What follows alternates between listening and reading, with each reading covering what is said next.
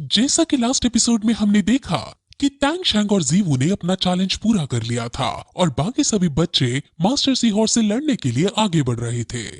वहीं दूसरी तरफ हम टैंग सेक्ट में देखते हैं जहां एल्डर टाइटर, ओल्ड राइनो और ओल्ड गोट बाहर खड़े थे और वो किसी का इंतजार कर रहे थे।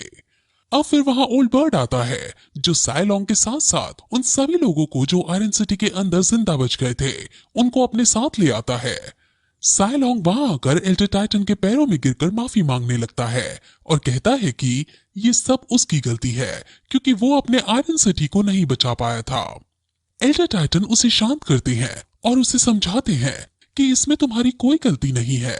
वुहान एम्पायर बहुत तेजी से फैल रहा है और तुमने अपनी पूरी कोशिश की थी, इसलिए तुम्हें हिम्मत नहीं हारनी चाहिए।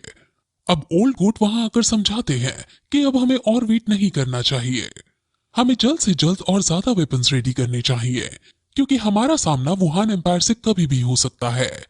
वहीं साइलोंग अब एल्डर लोगो के बारे में बात करता है जिस पर एल्डर टाइटन बताता है कि लोगो गॉड लेवल ब्लैकस्मिथ बनने के लिए वेपन्स बना रहा है।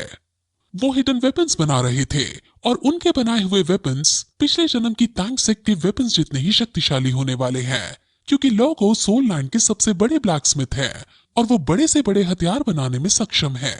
वहीं हम अब हाइटन एम्पायर के अंदर देखते हैं जहां एल्डर लोगो अपने हिडन वेपन्स बना रहे थे और उनके पास एक स्काउटिंग बर्ड आता है जो उन्हें आयरन सिटी के बारे में नॉलेज देता है कि कैसे वो डिस्ट्रॉय हो गया है। अब एल्डर लोगो इस खबर को सुनकर उदास होते हैं लेकिन वो हार नहीं मानते हैं और वो टैंग शैंग के दिए हुए गॉड लेवल वेपन का ब्लूप्रिंट देखने लगते हैं और फिर से अपने काम में जुट जाते हैं। वो काफी ज्यादा मेहनत करते हैं लेकिन उनसे ये नहीं बन पा रहा था क्योंकि उन्हें बार बार आयरन सिटी के अंदर हुए हमले की याद आती जा रही थी। वो बहुत कोशिश करते हैं और एक वेपन के एक हिस्से को बनाने का बार बार ट्राई करते हैं लेकिन हर बार वो फेल हो जा रहे थे और उनसे वो पीस नहीं बन पा रहा था। उनकी आंखों में आग जलने लगती है जिससे हम ये पता लगा सकते हैं कि एल्डर लोगों को वुहान एम्पायर पर कितना ज्यादा गुस्सा आ रहा है क्योंकि वुहान एम्पायर ने उससे उसका वो शहर छीन लिया था जहां पर उसने अपनी इस विद्या को प्राप्त किया है। वो अब जल्द से जल्द इस वेपन को तैयार करना चाहता था, इसलिए वो अब अपने काम में फिर से जुट जाता है।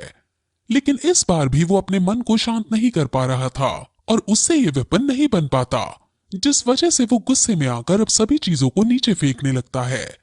उनकी ये सब हालत टैंग शैंग के अंकल भी देख रहे थे और वो दुखी हो रहे थे। वहीं हम आइलैंड के अंदर बच्चों को देखते हैं जो अपने अपनी सोल पावर का यूज करते हुए मास्टर सी हॉर्स से लड़ाई करने लग रहे थे। ऑस्कर मोटो के फिनिक्स सोल पावर का यूज करते हुए आगे बढ़ता है और मास्टर सी हॉर्स पर हमला करता है। निंग रोंग रोंग उसे पीछे से असिस्ट करती है। ऑस्कर फिनिक्स की फिफ्थ स्पिरिट रिंग जिसका नाम फिनिक्स मीटियोर है उसका यूज करता है और अब मास्टर सी हॉर्स भी अपनी मार्शल सोल का यूज करता है और उनमें आइकॉनिक लेवल की फाइट होने लगती है। मास्टर सी हॉर्स पहले ही काफी ज्यादा थक गए थे जिस वजह से मास्टर सी हॉर्स इन सभी से हार जाते हैं और अब इन सभी का चैलेंज पूरा हो जाता है जिसके बाद सब काफी ज्यादा खुश होते हैं। अब क्योंकि इन्होंने अपना ये चैलेंज पूरा किया है इसलिए निंग रोंग रोंग को अपनी सोल पावर में 25% का इंक्रीज देखने को मिला है। वहीं ऑस्कर की soul power half level increase हो जाती है। अब ये देखकर सब काफी शॉक होते हैं कि इस चैलेंज को पार करने के बाद ऑस्कर की लेवल सिर्फ हाफ ही बढ़ी है, लेकिन फिर उन्हें पता चलता है कि जैसे वो अपने चैलेंजेस में आगे बढ़ते जाएंगे उनको मिलने वाले रिवॉर्ड्स कम होते जाएंगे। अब फिर वो और भी बातें करते हैं जिसमें ऑस्कर कहता है कि अगर फुल स्ट्रेंथ का सोल लैंड मास्टर मुझसे लड़ाई करेगा तो मैं उसको नहीं हरा पाऊंगा, जिसमें मिस्टर दाई उसकी हिम्मत बढ़ाता है और कहता है कि तुम जरूर अपने एग्जाम्स को पास कर पाओगे, तुम बस हिम्मत से काम लो। अब वो सब बातें कर ही रहे होते हैं कि तभी वहां एक स्काउट बर्ड आता है और ये स्काउट बर्ड टैंग शैंग के अंकल ने भेजा था। अब टैंग शैंग को पता चलता है कि आयरन सिटी पूरी तरह से तबाह हो चुकी है और ये सब वुहान एम्पायर ने किया है।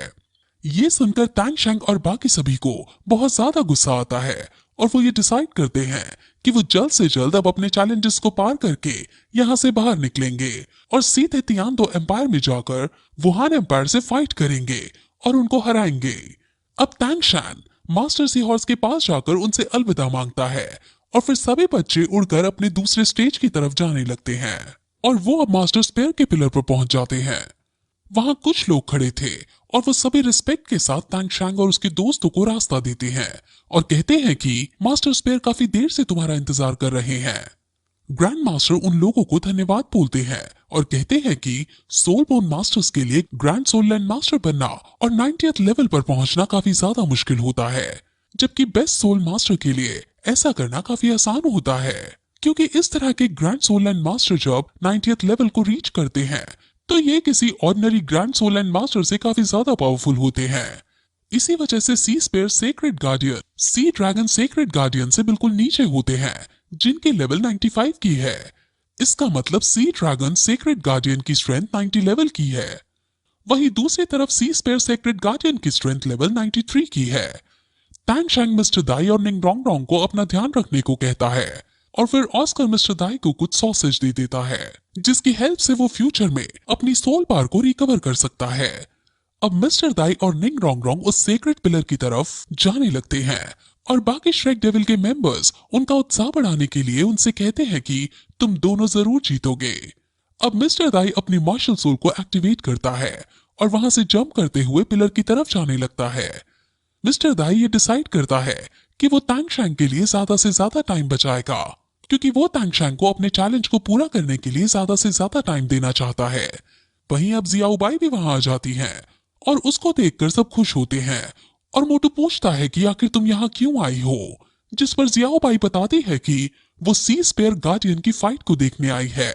वहीं मिस्टर दाई और निंग रोंग रोंग फाइनली पिलर के ऊपर पहुंच जाते हैं और वहां अब लाइट चमकने लगती है और आसमान से जमीन पर आइस की एक काफी लंबी लाइन बन जाती है। अब वहां मिस्टर स्पेयर आते हैं और उनको देखकर मिस्टर दाई हक्का बक्का रह जाता है, क्योंकि वो काफी ज्यादा खतरनाक लग रहे थे।